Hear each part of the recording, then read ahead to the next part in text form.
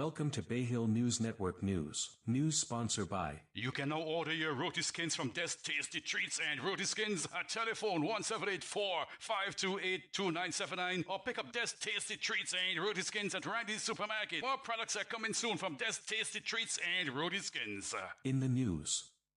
This a reminder that the SVG Public Service Union, SVG Teachers Union and the Police Welfare Association are inviting the media to a press conference to be held at the SVG Teachers Union's conference room on Monday, February 24, 2025 at 10 a.m. This press conference is to inform the public on the union's stance after the judgment that was passed on February 12, 2025 by Justice Eddie Ventos as it relates to the vaccine mandate case. The Zero Hunger Trust Fund, in collaboration with the Rural Transformation Unit in the Ministry of Agriculture, Forestry, Fisheries, Rural Transformation, Industry, and Labor, will host the National Home Garden Prize-Giving Ceremony on Thursday, February 20, 9 a.m. at the NIS Conference Room. An invitation is extended to your media house to cover this event. We do look forward to showcasing the hard work and dedication of the outstanding gardeners. Toastmasters in St. Vincent and the Grenadines will resume their in-person area speech contest on Sunday, February 23, 2025. This anticipated event is open to the general public and it will take place at the SVG Community College at 4:30 p.m. after a 4-year absence. The speech contests have been held via the Zoom platform since the COVID-19 pandemic. The speech contest will be hosted by Area Director Andrew De Silva, Contest Chair Leanna Laidlow, and Chief Judge Alicia Kirby. The speech contestants comprise Toastmasters from the 3 Toastmasters clubs in St. Vincent and the Grenadines, Area 16. These clubs are the Achievers Toastmasters Club, Creative Thinkers Toastmasters Club, and Imperial Champions Toastmasters Club. The 3 categories of the speech contests are International Speech Contest, Evaluation Speech Contest, and Table Topic Speech Contest. The International Speech Contest entails the contestants speaking on a topic of their choice for 5 to 7 minutes. While the evaluation speech, contestants must give feedback within 2 to 3 minutes on a test speech. And the Table Topics contestants must present a 1 to 2 minute speech on a topic given by the contest chair. The winners will represent Area 16 at the Division Speech Contest in Barbados in May 2025. Then the champions will advance to the Caribbean District Speech Contest. The Toastmasters International Speech Contest derived its name from Toastmasters International, where each district winner goes on to the Toastmasters International Convention to compete for the title of World Champion of Public Speaking. The Public Health Department within the Ministry of Health will be conducting food handler sessions on Thursday, February 20, 2025, 10 a.m. at the South Rivers Clinic, Friday, February 21, 8:30 a.m. at the Greg's Clinic, Monday 24th February, 10 a.m. at the Biabu Clinic, Wednesday 26th February, 10 a.m. at the Byra Clinic, Friday 28th February, 10 a.m. at the Park Hill, Monday 3rd March, 10 a.m. at the Owea Clinic. This training is undertaken to register food handlers for the first half of 2025. The Public Health Department would like to remind persons that failure to obtain a food handler certificate is a breach of the Public Health Act, 1977, and is guilty of an offense. Government continues to pay the rent and utility bills for 928 persons housed in 254 rented accommodations across St. Vincent and the Grenadines who were displaced because of Hurricane Beryl. Prime Minister Dr. Gonzalez said despite the huge financial strain this is putting on government's resources, the ruling administration will continue to do what they can on government's resources. The ruling administration will continue to do what they can to make sure that families who have been displaced by natural disasters are comfortable. Speaking at a 3-day National After Action Review Forum, which was being held at the Holiday Day Inn and Suits and Diamond, the Prime Minister said statistics show that apart from the 928 persons in rented accommodations, there are approximately 180 persons in 10 shelters. Dr. Gonzalez added that persons who agreed to rent their properties to the government insisted that government pay the utility bills to avoid issues with tenants, and the government agreed. Under the theme Building Literacy to Think Critically, it was a week filled with activities. Students showed off their social media skills on #day. Younger students cuddled up with stuffed animals during Bring a Buddy and a Book, while older students enjoyed old story time with their teachers. One of the highlights was Author Visit Day with presentations from local authors Mrs. Margaret Solian and Dr. Richard A. Byron Cox, who shared their books, Call It Our Village and the story of Pauline Bramble, Spring's Blossoms and Young Thorns. On Friday, February 28, 2025, students who sat the 2024 examinations for their CSEC, CAPE and associate degrees will be presented with a $500 gift award for commendable performance. To be eligible for the award, CSEC students must have gained 5 passes, grades I to 3, including mathematics and English A. CAPE students must have gained passes, grades I to V, in at least 2 two-unit subjects, as well as in the single-unit Communication Studies, or Caribbean Studies, in 2 consecutive years. Students in the various associate degree programs must have gained at least a B average. Teacher education programs requires a GPA of at least 2.75. The total number of recipients is 701, categorized in the following manner. CSEC, 356. CAPE, 170. Associate degrees, 175. Of the recipients who gained associate degrees and are identified to receive the award from the St. Vincent and the Grenadines Community College, 52 are from the Division of Arts, Sciences, and General Studies and 62 from the Division of Technical and Vocational Education, 56 from the Division of Teacher Education and 5 from the Division of Nursing. Recipients of the award are asked to present themselves at the Villa campus of the SVGCC at 9 a.m. on February 28, 2025, with proof of identity bearing a photograph. The Ministry of Education and National Reconciliation also acknowledges the invaluable contribution made by our stakeholders and partners to the enterprise of education. The foregoing is the fulfillment of an obligation to reward all students whose performance meets established standards of excellence. The Government of St. Vincent and the Grenadines, SVG, welcomed a delegation from Global Health England and NHS England last week as part of ongoing efforts to strengthen collaboration in the healthcare sector. This visit reaffirmed the commitment between both parties to advancing medical training, workforce development, and healthcare services for Vincentians. During discussions with Prime Minister of St. Vincent and the Grenadines, Dr. the Honourable Ralph E. Gonzalez and other officials, there was reflection on the evolution of the partnership, which began in 2018 with the signing of a Memorandum of Understanding (MOU) to facilitate recruitment of surplus nurses. The initiative expanded in 2022 to include observation programs and fellowship opportunities, providing Vincentian healthcare professionals with valuable training and exposure to international best practices. Permanent Secretary of the Ministry of Health, Wellness and the Environment, Mr. Cuthbert Knights, welcomed the delegation, highlighting the positive impact of the partnership on local healthcare delivery. Representatives from NHS England, including Michelle Thompson, Global Senior Workforce Lead, and members of Leeds Teaching Hospitals, reaffirmed their commitment to providing continued training and professional development opportunities for Vincentian healthcare workers.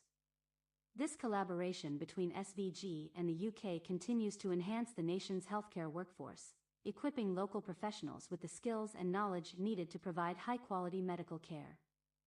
The Ministry of Foreign Affairs, Foreign Trade, and Consumer Affairs remains dedicated to fostering international partnerships that contribute to the nation's healthcare advancement. The Public Service Union, PSU, is planning to launch a public education campaign following the ruling handed down by the Court of Appeal in the vaccine mandate case. President of the PSU, Elroy Boucher, said that a committee has been formed to craft the public education initiative. The PSU president emphasized that the public needs to be informed about the position taken by the government through the courts concerning public health emergencies. Chef Lauren Ballantyne has also stated that he is not accepting the Prime Minister's offer to return to his job. Ballantyne, who was a lecturer at the SVG Community College at the time, maintains that he never voluntarily left his job and argues that the word abandoned is being used too loosely. Former president of the Police Welfare Association and current General Secretary of the opposition New Democratic Party, Brenton Smith, has voiced his displeasure with the ruling handed down by the Court of Appeal in the vaccine mandate case. Smith was one of 9 respondents challenging the governments in the vaccine mandate after being dismissed from his job as a police officer for refusing to take the COVID-19 vaccine. Speaking on the matter on Voice's program, hosted by Jomo Thomas, who was also one of their lawyers in the case, Smith expressed that many police officers had hoped the ruling would have gone in favor of the affected workers. He maintained that police officers, like other public servants, were essentially forced to take the vaccine. Smith indicated that he has no intention of returning to work due to his involvement in politics.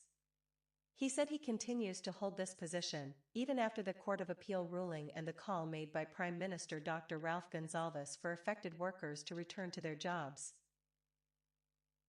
February 19, 2025, Kingstown. On February 18, 2025, police arrested and charged Cian Olivier, a 64-year-old fisherman of Fair Hall, with the offense of grievous bodily harm. The investigation revealed that on February 14, 2025, at Fair Hall, Olivier unlawfully and maliciously inflicted grievous bodily harm on David Jones, a 78-year-old retiree of the same address, by hitting him on the head with a garden fork. Olivier is expected to appear before the Caliacqua Magistrate Court to answer the charge. On February 18, 2025, police arrested and charged Moat Gerald, a 40-year-old truck driver of South Rivers, with the offense of wounding. According to the investigation, Gerald unlawfully and maliciously inflicted grievous bodily harm on Kelvin MacDowald, a 40-year-old farmer of Park Hill, on February 18, 2025, at Park Hill by cutting his left little finger with a cutlass. Gerald is expected to appear before the Culinary Magistrate Court to answer the charge. On February 18, 2025, police arrested and charged Aspert Reguet, a 27-year-old bus conductor of Paget Farm, with the offense of grievous bodily harm. According to the report, Reguet unlawfully and maliciously inflicted grievous bodily harm on Zania Reguet, a 20-year-old resident of the same address, by slapping her on the left side of her face. As a result of the slap, she sustained a laceration on the inside of her mouth. The incident occurred at Paget Farm on February 9, 2025. Reguet was granted station bail in the sum of $2,000.00 ACC with one surety. He is expected to appear before the Bequia Magistrate Court to answer the charge on February 21, 2025. We move to the regional news. The Repair Campaign is pleased to announce its partnership with the Center for Reparations Research, CRR, at the University of the West Indies, in the launch of the inaugural International Reparations Debate Competition. The competition, titled Tackling Reparations Together, A New Decade for Reparatory Justice, will officially kick off with an online media launch on. This exciting new initiative engages secondary school students from across the Caribbean and the United Kingdom in critical discussions about reparatory justice. 24 schools from the Bahamas, Curaçao, Guyana, Jamaica, Trinidad and Tobago, and the UK are participating in the first round of debates. The competition, which will run from March-April 2025, will address pivotal questions such as, can a wrongful act by an ancestor be apologized for? Should reparations be paid to governments? How do we engage? Youth on reparatory justice? Lucy Gaffney, director of the Repair Campaign, expressed the organization's enthusiasm for the competition, stating, "The Repair Campaign is deeply committed to raising awareness among young people about the history and ongoing impact of the transatlantic trafficking of peoples from Africa to the Caribbean. We are excited to support this debate competition because it provides an invaluable platform for students to engage with the pressing issues surrounding reparations. Initiatives like this help cultivate critical thinking, empower youth, and amplify their voices in the ongoing calls for justice for the crimes committed during the horrific period of history. This competition is a vital step in educating the next generation and fostering global conversations on reparatory justice." In addition to the Repair Campaign, the CRR has garnered significant support from its partners, including the CARICOM Reparations Commission, the Jamaica Association for Debating and Empowerment, the UWI Press, the P.J. Patterson Institute for Africa Caribbean Advocacy, and the Wilberforce Institute, UK. Together, these collaborators aim to elevate reparatory justice through debate, empowering young people to take an active role in advancing the cause of reparations. The competition is a key element of the CRR's broader strategy to mainstream reparatory justice education and advocacy. By engaging youth in meaningful discussions about reparations and African/Caribbean history, the CRR hopes to inspire a new generation of advocates who will carry forward the important work of reparations in the Caribbean. Register to join the online launch at https://webinar/register/WN_CIUI-D5QCM6_SXD in Copag. A trailer truck this afternoon crashed along Harbor Street in downtown Kingston, causing minor damage to a building. A light pole and a bike were also hit. The truck's brakes reportedly failed, causing the driver to take evasive action. No injuries were reported. Firefighters responded to the incident. During the estimates debate, it was revealed that the necessary repair work has been undertaken to restart the mangrove agricultural project. It's an initiative to help members of the differently abled community become entrepreneurs, so they can be more independent. The update was provided by the acting director of the National Disabilities Unit, Wayne Nurse, in response to a query by MP for St. Michael East Trevor Prescott. Barbados has signed off with a philanthropic donor to renovate and upgrade the Joris Dunner Elderly Daycare Center located at Golden Rock in the Pine. Acting Director of the National Assistance Board, Colleen Walcott provided the update in response to questions about the facility's future posed by Deputy Prime Minister and MP for St. Michael Southeast, Santia Bradshaw.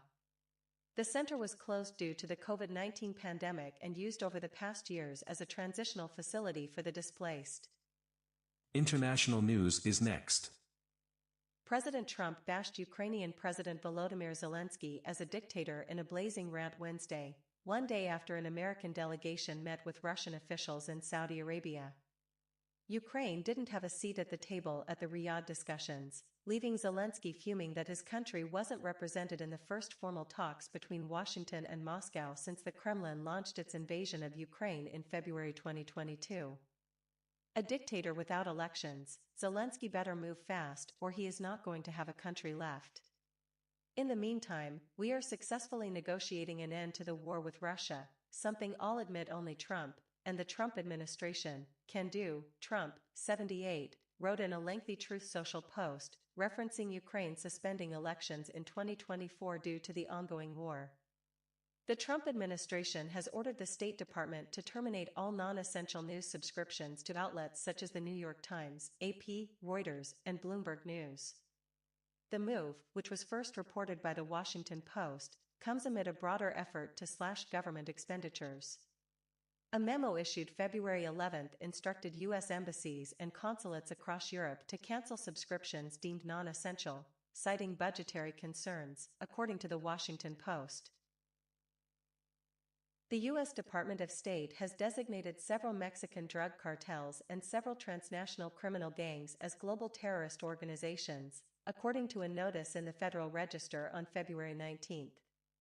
Mexico-based criminal organizations including the Sinaloa Cartel, the Gulf Cartel, the Jalisco New Generation Cartel, the United Cartels, the La Nueva Familia Michoacana Organization, and the Northeast Cartel were designated as terrorist organizations. MS-13, the El Salvador-based gang known as Mara Salvatrucha, and Venezuela's Tren de Aragua were also designated as terrorist organizations, the notice states. President Donald Trump's pardons for people charged in the January 6, 2021, breach of the U.S. Capitol do not cover a man's 2024 conviction for plotting to kill FBI agents, U.S. Department of Justice, DOJ, lawyers said on February 18. The defendant's conduct in this case was unrelated in both time and place to the events that occurred at or near the United States Capitol on January 6, 2021, the lawyers said in a filing that opposes Edward Kelly's motion to vacate his convictions and dismiss the charges against him. While Kelly, of Tennessee, was convicted in 2024 of charges including assaulting law enforcement officers during the breach, he was separately accused in 2022 of conspiring to murder FBI agents and convicted in that case in 2024. The Senate confirmed former Senator Kelly Loeffler, Republican Georgia, to head the Small Business Administration, SBA, by a vote of 52 to 46 on February 19. As SBA Administrator, Loeffler will lead an agency that provides counsel and leads to the country's millions of small businesses. The Senate Committee on Small Business and Entrepreneurship, chaired by Senator Joni Ernst, Republican Iowa, advanced Loeffler's confirmation out of committee in a 12-7 vote on February 5. This end of BAYHILLNEWS Network news. News sponsored by. You can now order your roti skins from Des Tasty Treats and Roti Skins at telephone 1784-528-2979 or pick up Des Tasty Treats and Roti Skins at Randy's Supermarket. More products are coming soon from Des Tasty Treats and Roti Skins.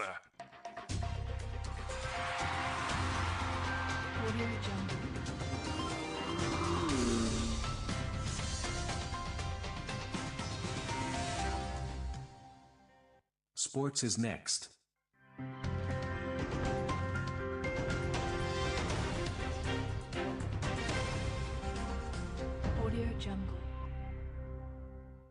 Sports was sponsored by. Looking for a place to relax with natural cool breeze and friendly surroundings? Then check the Bay Hill Tree Bar, located at Bay Hill Cane Garden. We have everything a bar will have. We also sell Shell 20-pound cooking gas at the Bay Hill Tree Bar. In the sports. Following the unfortunate incident that occurred shortly after the match played at 6 p.m. between Awesome FC versus Cambodia Chelsea in the SVGFF NCC Premier Division on February 18, 2025, where a coach, who had been issued a red card for his insulting and abusive language and conduct in the technical area, attacked a match official, fourth official. The SVG Referee Association has made the decision to withdraw the services of all national referees. This decision will remain in effect until proper security measures are implemented to ensure the safety of match officials. At the match, there was no police presence near the technical area where the first attempt to attack the fourth official occurred. The coach for Awesome FC, after receiving a red card, aggressively exited the Victoria Park, but was able to re-enter shortly after the final whistle. Upon returning, he directly confronted the referee team, threatening the fourth official by saying, "You Elrin, remember me. Mark my words, this isn't finished." Shockingly, around 50 minutes after the game, the said coach launched a violent attack from behind, using an unknown object to strike the fourth official, causing a cut below his eye. This incident occurred because there were no stationed police officers around the park to prevent such actions. In light of these serious security breaches and the constant threat to referees' safety, the SVG Referee Association will not provide officiating services for any matches until adequate security protocols are put in place. The safety of our referees must be guaranteed. In light of these serious security breaches and the constant threat to referees' safety, the SVG Referee Association will not provide officiating services for any matches until adequate security protocols are put in place. The safety of our referees must be guaranteed. We urge the relevant authorities to take immediate action to prevent any further violence against match officials. SVG Referee Association. The Inter-Secondary Schools Cricket Competition on Tuesday, February 18th. The George Stevens Senior Secondary School defeated the Georgetown Secondary School by 37 runs at the Park Hill playing field. George Stevens scored 206 for 10 off 28 overs, and Georgetown Secondary scored 150 for 10 off 27 overs. Keyshawn Hoyt of George Stevens top scored with 52 off 32 balls, with 3 fours and 4 SIXS. Amar Lavia of Georgetown Secondary had the best bowling figures of 5 for 22 off 5 overs. The Granada Football Association, GFA, is excited to once again host students from the Granada Boys Secondary School as part of an annual internship. This initiative aims to provide young minds with valuable hands-on experience in a real-world business environment while fostering their professional growth. The students engage in various departments within the Secretariat where they will have the opportunity to learn about different aspects of the organization and gain insights that will be beneficial for their future careers. Hosting these students not only helps them acquire essential skills, but also allows us to give back to the community, said General Secretary Carl Lee. By hosting the Granada Boys Secondary School students, the FA hopes to inspire the next generation of leaders and innovators. The internship program is just one of many initiatives aimed at supporting local education and youth development.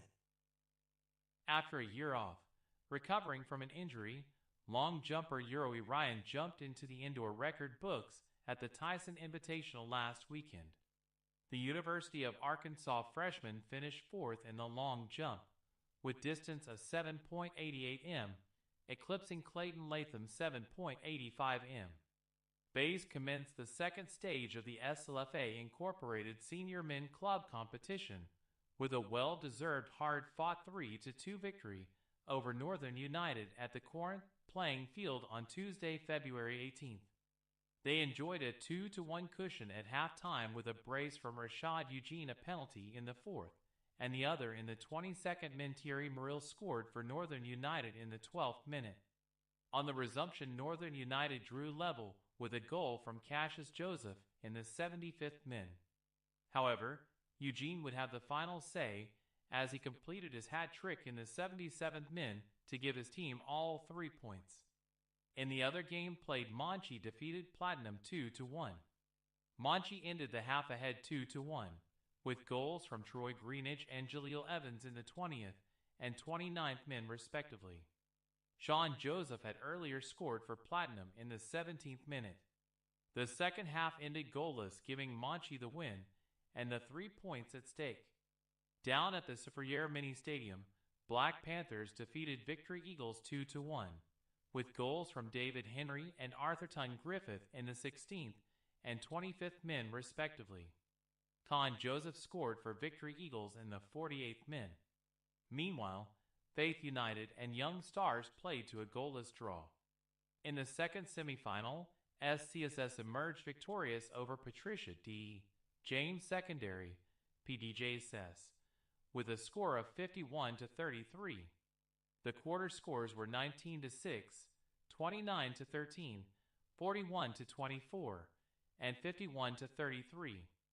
Top performers for SCSS included Curtin Jones with 20 points, 7 rebounds, 3 steals, and 1 block. Micah Alphonse with a double-double of 12 points, 12 rebounds, and 4 steals. Alex Longville with 8 points, 9 rebounds, 3 steals, and 5 assists, and both Sherquan Celestine and Nevin William contributing 4 points each. PDJSS saw impressive performances from Malik Mitchell with 15 points, 10 rebounds, 8 steals, and 2 assists. Barnett Bledman with 5 points, 1 rebound, and 7 steals.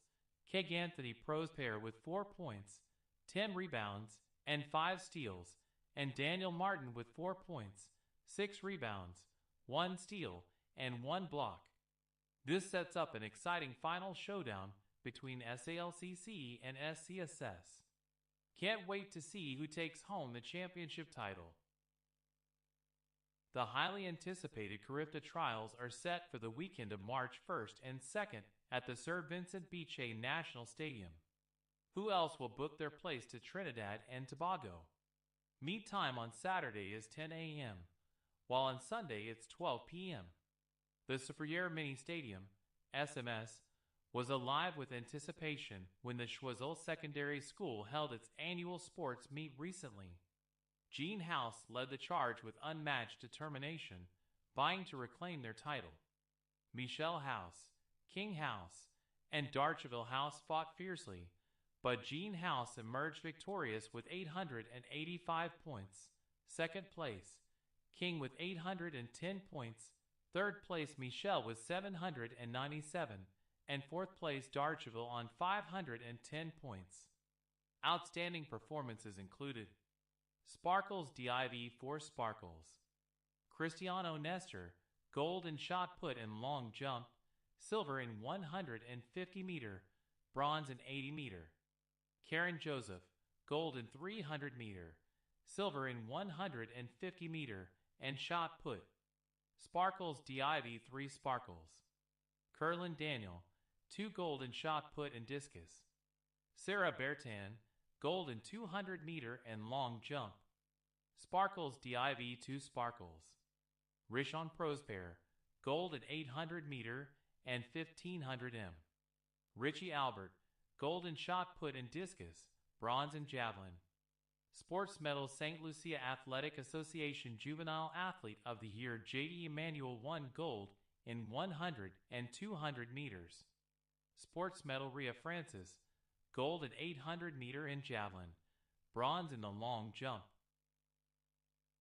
Wrexham midfielder Elliot Lee opens up on his horrific car accident Pensa face. Lee was taken to hospital on February 11th after he was involved in a two-car collision while traveling home from the racecourse ground. Fearful face. Speaking ahead, last Tuesday night, I found out just how fragile life is, and in the blink of an eye, through no fault of your own, it has the potential to change drastically.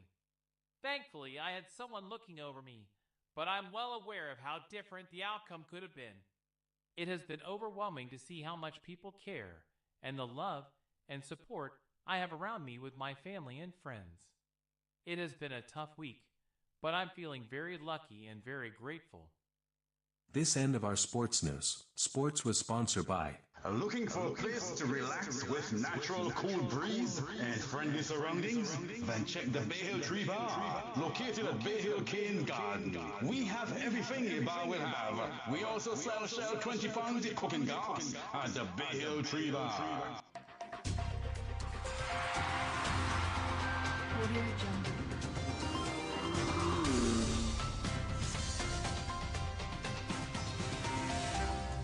6 p.m. weather report and forecast. Forecast period, 6 p.m. Wednesday 19th February, 2025 to 6 a.m. Thursday February 20th, 2025.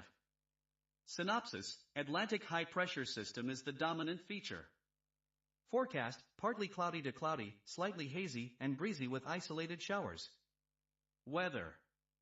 Advisory/warning, none. Winds, northeast to east at 25 to 40 kilometers per hour, 16 to 25 miles per hour. Sea conditions, slight to moderate in open water, with swells 1.2 m to 2.5 m. Marine advisory, small craft operators and sea bathers should exercise caution for above normal. Swells and occasional gusty winds. Upcoming. Tides. High, 11:25 p.m., 19. TH, 12:20 p.m. 11:58 p.m. Low, 7:45 a.m. 4:43 p.m. Sunrise, 6:25 a.m. Sunset, 6:11 p.m. Service provided by the government's meteorological office at the Argyle International